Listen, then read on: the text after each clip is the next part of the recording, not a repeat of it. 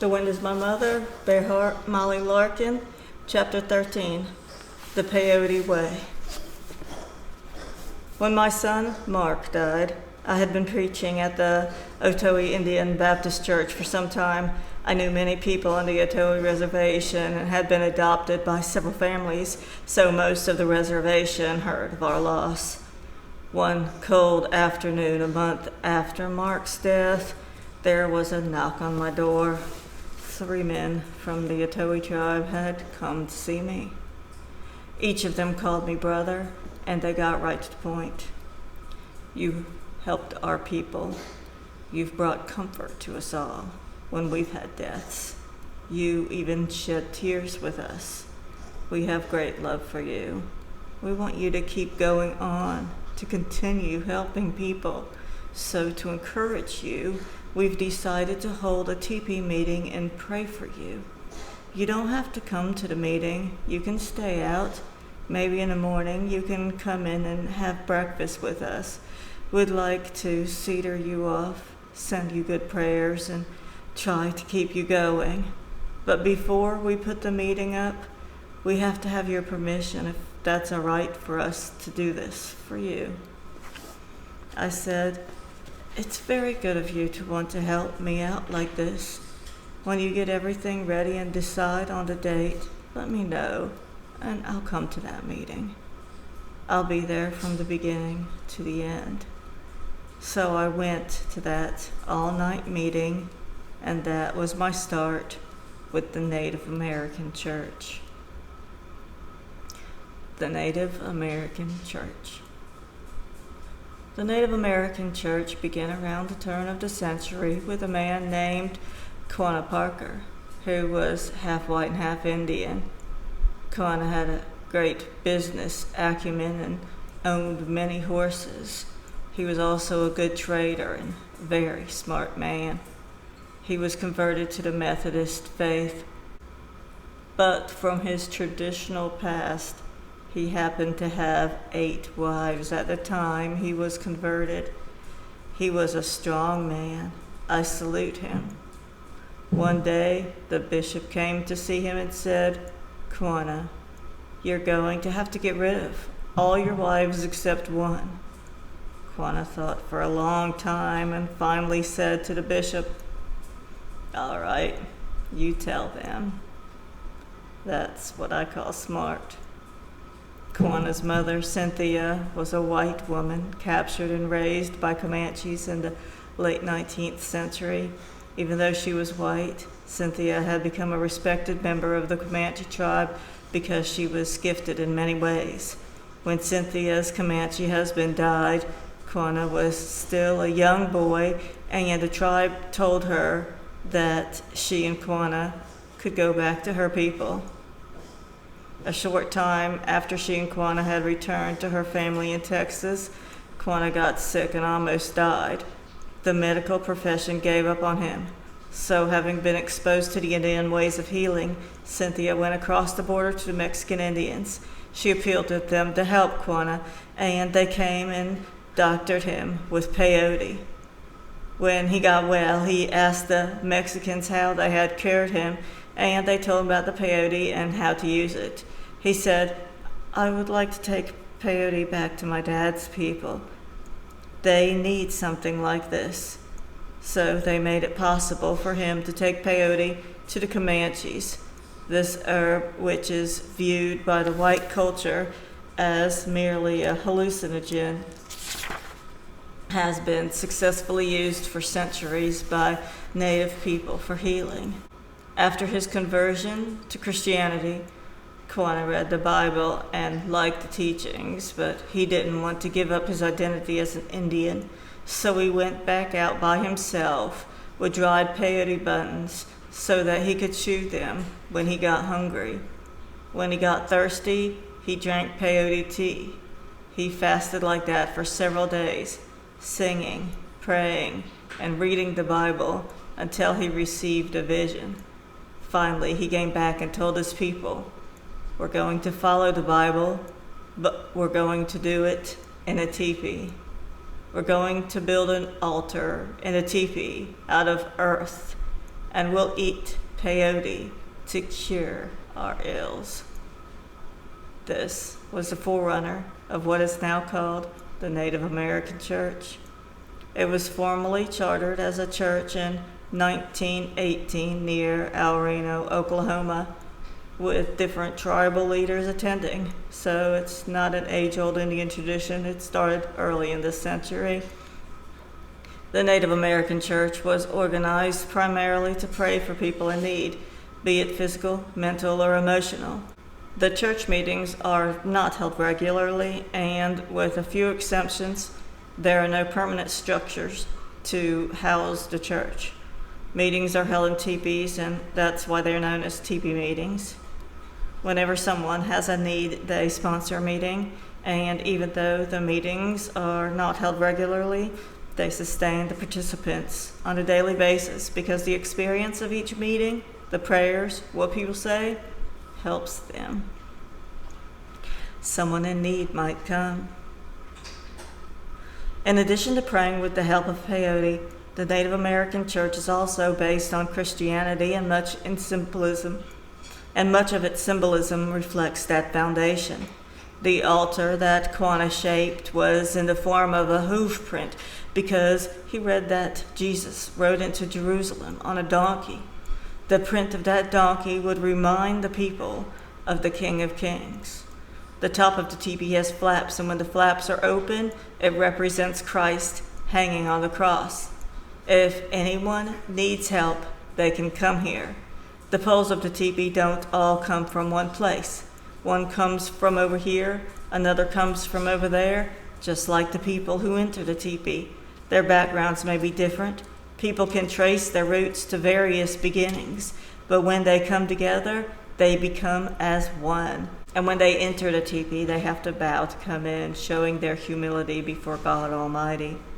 Quanah read the first man and the first woman had violated God's law and found themselves ashamed, and that God took the skin of the innocent animal and covered their shame. So, during the ceremonies, Quanah had his followers use a kettle drum with water inside covered by a skin. Using that skin in the teepee meeting means that none of us is perfect. We have all made mistakes. People overlook them. By using the skin, you might forgive us. And they tie the skin to the drum by crisscrossing a cord over and under, back and forth, until it forms a star on the bottom, representing the star that guided the wise men and their shepherds to the birth of the Christ child in Bethlehem. This again represents the guiding star so that those in need of help might find their way to the teepee meeting. 7 marbles are used to tie it, representing the 6 days of creation and a day of rest. The cord is never knotted at the end. It's just tucked in tightly, denoting the continuity of yesterday, today, and forever. Inside the drum is water and air, ashes representing the earth, and coal representing fire, the basic elements that give sustenance to this universe are right there inside that drum. And when we beat on that drum, it represents the heartbeat of the Creator. Then we shake a gourd as we sing. The gourd is round like the universe, and the tassel is red like blood, representing the blood of Christ, who was crucified for mankind.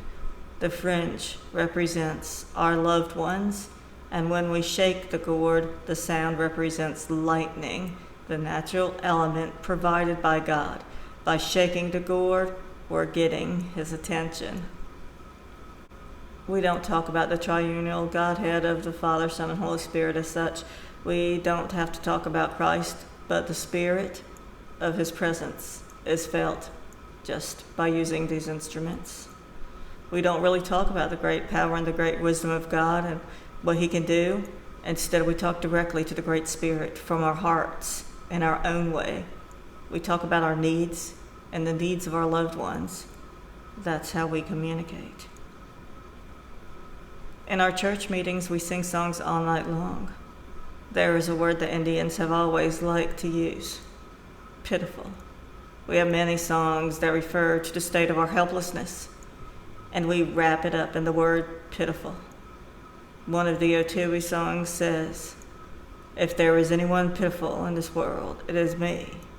I feel as if I'm the most pitiful of all beings, and I appeal to you for help. Bless me. Give me your strength to me in such a way that I can walk in a good way upon this land. In that way, I come to you, pitiful." That word pitiful is sung over and over again. Na pede. In addition to the gourd and the drum, there is always a staff that is passed around the teepee with them. It is said that the staff represents the bow that allowed an Indian to hunt. It was his life, his security, sometimes his salvation when food was scarce. Our people say, if you hold on to this staff, you can cope with life and walk through difficulties. It is up to you. The staff also represents the staff of Moses.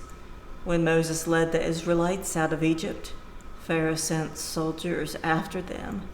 On one side were the mountains, on the other side were the desert, and just ahead, the great sea. He didn't know what to do, so he prayed, and God told him to lift that staff to a horizontal position. When he did, the waters parted, and the people walked across on dry land. By holding the staff as Moses did, our people are saying, hold on to it, it's your life. You may have nothing left in life whatsoever, but as long as you hold fast to faith and a God who is great enough to overcome any obstacles, the way will be shown. And in this church, inside a teepee, we start in the evening and sing and pray all night and come out in the morning. In the book of Genesis, it says, evening and morning was the first day. It doesn't say morning and evening. It says evening and morning were the first day. So we start in the evening and come out in the morning. At midnight, when a new day is beginning, the altar is swept, making everything clean and orderly. That means that whatever difficulties you might have had in life are now all swept away. In this new day, you have an opportunity to make new tracks. It's now up to you to reach out and realize your own potential. Assume your own responsibilities. What is it that makes us the way we are? What is it that we're looking for in life? Have we been looking too long without seeing ourselves first? In the Native American church, the time before midnight allows you to see yourself. You see even those things that you don't like about yourself. After midnight, you see your potential, the things you're interested in, whether it's art or engineering or something else. It might take all night, perhaps several all nights, but you're actually going to find yourself in there. The fact that you take that time to sit up through the night when you could be somewhere else speaks for you, and in the morning you feel fulfilled. Your mind and body have come together on a wonderful level. When you get out, everybody is friendly. The fellowship is beautiful. That was the beginning of the Native American church. It started out with the natives, and for a time they got real strict about not allowing non-Indians to come in. When they asked me for my opinion, I said, if you want it all to yourself, call it something else, but not a church. Because when you add the word church to it, that's God's business there. It's His church, and He created all people, so no human can take a stand like a God and say you can't come in. That's my feeling on it. Peyote, a gift from the Creator. Peyote, which is an important part of the Native American church, has been used by Indians of North America for a long time. About 2,000 years, the Aztecs used to give it their long-distance runners for endurance. Our native tribes used it not only for clairvoyance, such as to find lost horses or an enemy camp, but also to heal all kinds of sickness, In fact, that's what it was originally used for. Peyote contains more than 57 alkaloids with kinesthetic, olfactory, and auditory derangement properties. It makes one highly sensitive, but scientists have determined it is non-habit forming and also have established its medicinal qualities. In one study, they injected 20 rats with Staphylococcus infection. 10 of them were also injected with peyote cactin, an element found in peyote. Those 10 survived while the others perished. That was just one such study on the healing properties of peyote. When our native people take peyote, they aren't concerned with what it contains. They don't know about alkaloids or any other contents identified in laboratory studies. Prayers are made not to the peyote, but in acknowledgement of the peyote as medicine, but here by the Creator to help the people. It is viewed somewhat like an aspirin, a cure for all kinds of mental, emotional, and physical problems. We don't take it to get high, and we don't meet together for theological reasons. We come into the teepee because we need help. We need direction. We need strength and encouragement. Peyote makes people highly sensitive to sight and sound and more aware of what's around and inside them. It helps us in our worship of God, and the communicants use it as symbolic sacrament, much as the Christians use wine in the communion, and the Jewish people use wine in Passover celebrations. Our people say we don't hallucinate with peyote, rather we see visions that teach us. Peyote still works for our people today. I visited an Otoe man in the Veterans Hospital who told me that he used it to see his son in action during the Korean conflict. He told me I was home on Saturday really worrying about my son. The heaviness in my heart for him was there. I didn't want to go to town because I'd just end up drinking if I did. So I stayed home and decided to take peyote and in my own way pray. I wanted to hear something good about my son, to see if he was safe. That's all I was asking. So he ingested some peyote and closed his eyes. When he opened his eyes, he was flying and looking down. He saw a son with a detachment of 4 or 5 soldiers who were surrounded by the enemy. They were trapped, and my son would have been trapped along with them, but I saw him crawling through the weeds, and then the weeds seemed to give way and he fell into a dry creek bed and couldn't be seen because of the high grass around it. He crawled under a fence and got into some trees and made it to a safe area, so I felt good. I closed my eyes again, and when I opened them, I was still here lying in bed. I don't know how long it took, but I saw that. He told the story to his wife. 2 months later, they got a letter from their son describing everything the father had seen, exactly how he had seen it. That was the way it happened. The father could see it all by using peyote, and from that moment on, he never took another drink. Those things beyond logic. Those who conduct the Native American church meetings are called roadmen, and much like the leader of a sweat lodge, a roadman is responsible for all the people who come to the meeting and sit in that circle. He must be strong enough in character, knowledge, and wisdom to not only keep in mind the purpose of the meeting itself, but also be able to handle diverse problems of the people in that circle. Until I'd become a good roadman myself, I never spoke in teepee meetings unless called upon, because there were almost always people older than I in there.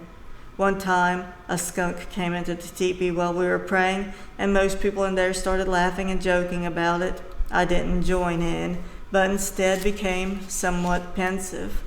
The roadman was watching me and knew I had something on my mind, so he asked me to speak.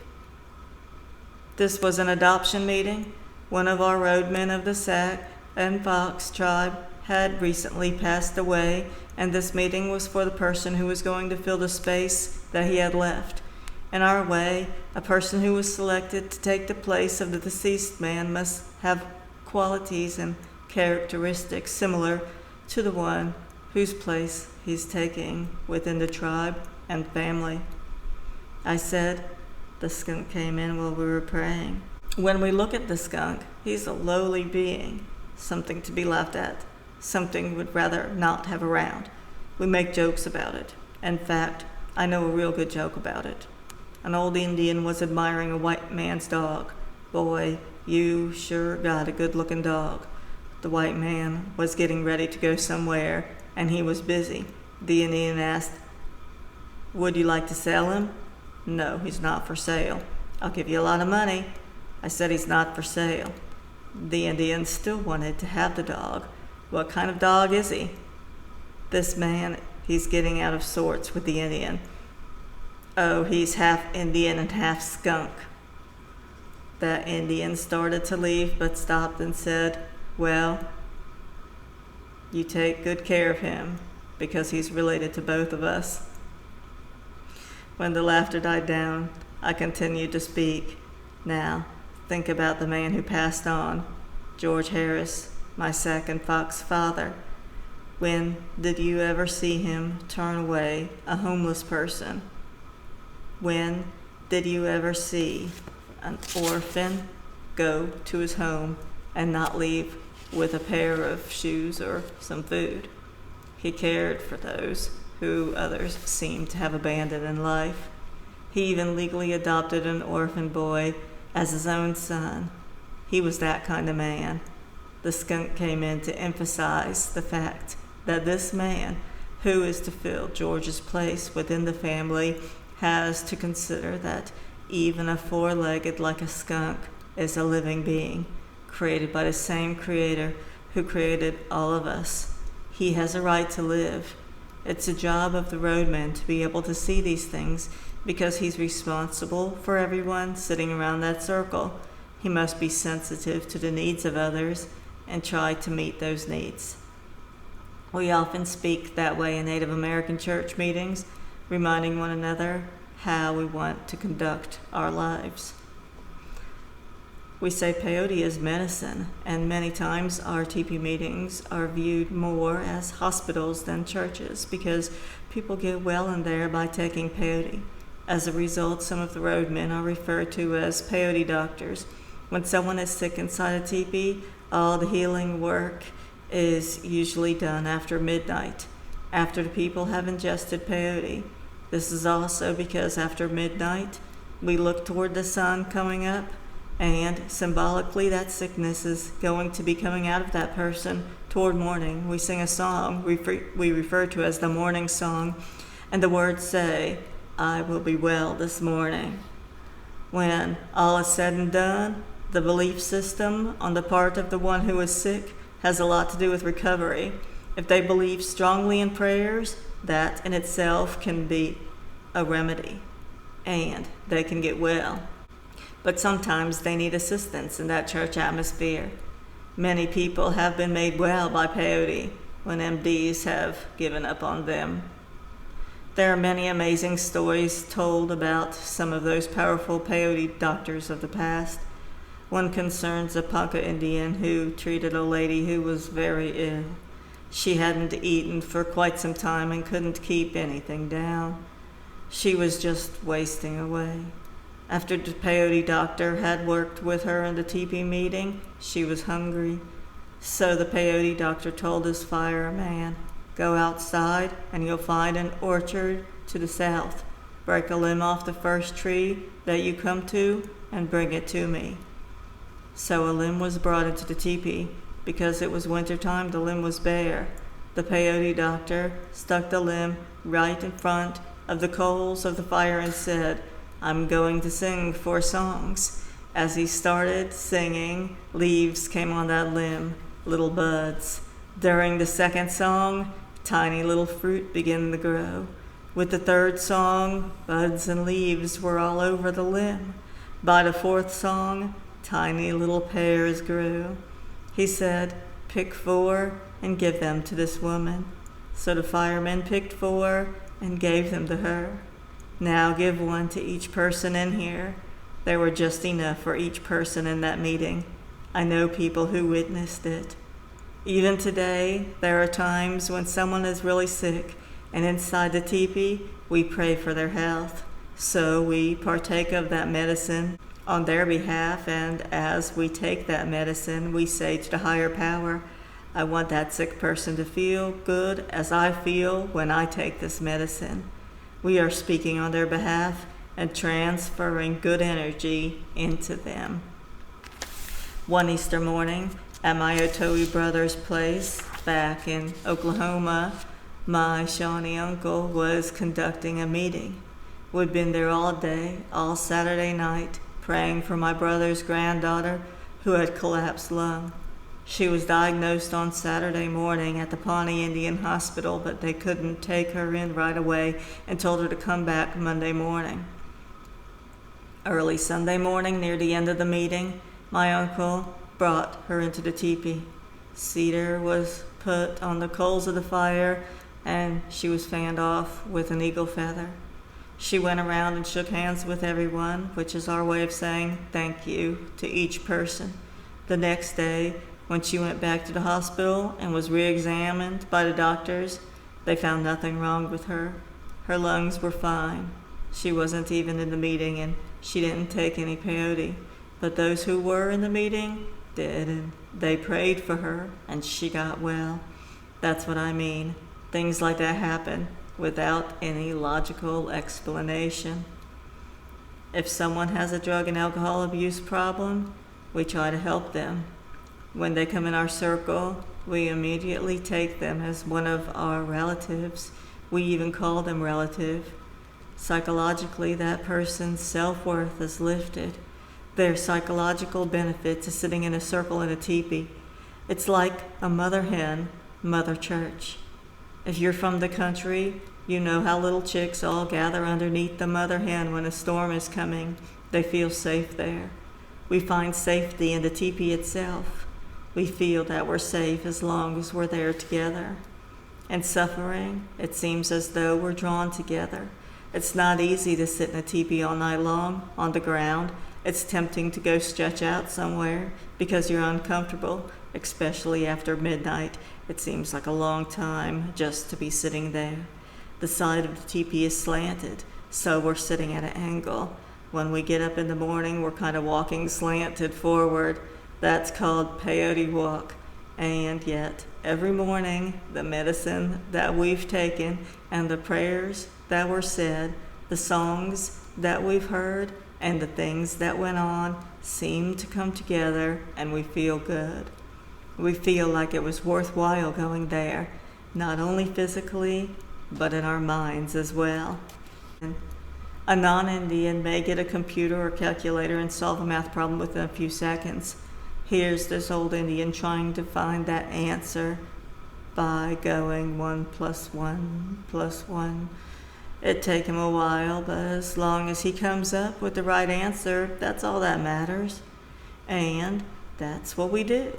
We take us all night long to talk to the Creator about our troubles and our needs. As you're sitting there, whoever you are, you can be praying in your own way. There's no requirement that says you have to ingest peyote when you sit in a teepee meeting.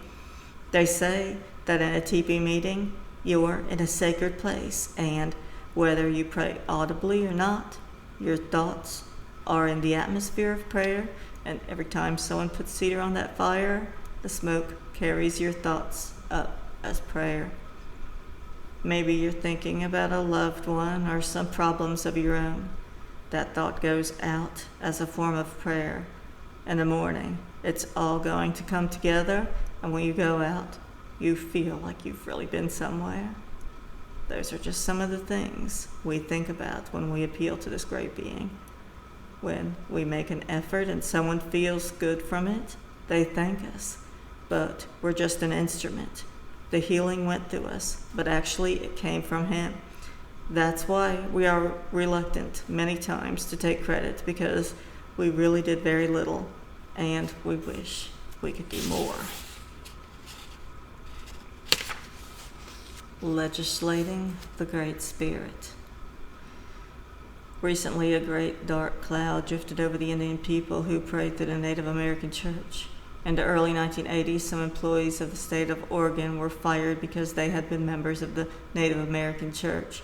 They lost out on their retirement pay and every benefit that they earned through the years that they had worked. We used to think very highly of our court system and a symbol of justice, but neither that judge nor the attorney had ever been inside the Native American church to see how that church is conducted. The case went all the way to the Supreme Court in 1990. The Supreme Court took away federal protection of religion and let it stand an Oregon law prohibiting the sacramental use of peyote. How can they pass legislation concerning a church when the word church represents something that belongs to the Great Spirit? We do not worship peyote. The Creator set it down here for us to use. It's used for healing. It helps focus the prayers of our people who sit down on Mother Earth and talk directly to the Creator, praying for all mankind and for the little children not even born yet. That's what they've taken away from us when they rule against the very thing that we use in our church to help one another. Many other forms of worship can be affected by this one ruling against peyote. There are many denominations, many disciplines that people practice. There are disciplines of meditation and disciplines of prayer. There are about 17 kinds of Baptists, and there is Methodist Church, the Pentecostals, and so on. It's like a big tree with a limb, and on that limb is a branch. And from that branch, way on the end, is a twig. And on that twig is a little knot that represents our Native American church. There are other big, fine churches with majestic steeples, but ours is just a little place where we have to sit on the ground. But that little knot on the twig is part of that tree. It's not off to itself in outer space. There's only one road that leads to the heart of God, and that's a spirit road. That's what we strive to be on. People tell me, I've lost direction, I need direction for my life. I say, be sure you're on the path first before you start worrying about direction. When you find yourself firmly planted on that spirit path, then direction will come. In the history of our country, we fought for freedom of religion. During the First World War, the greatest number of volunteers, proportionately, were the American Indians.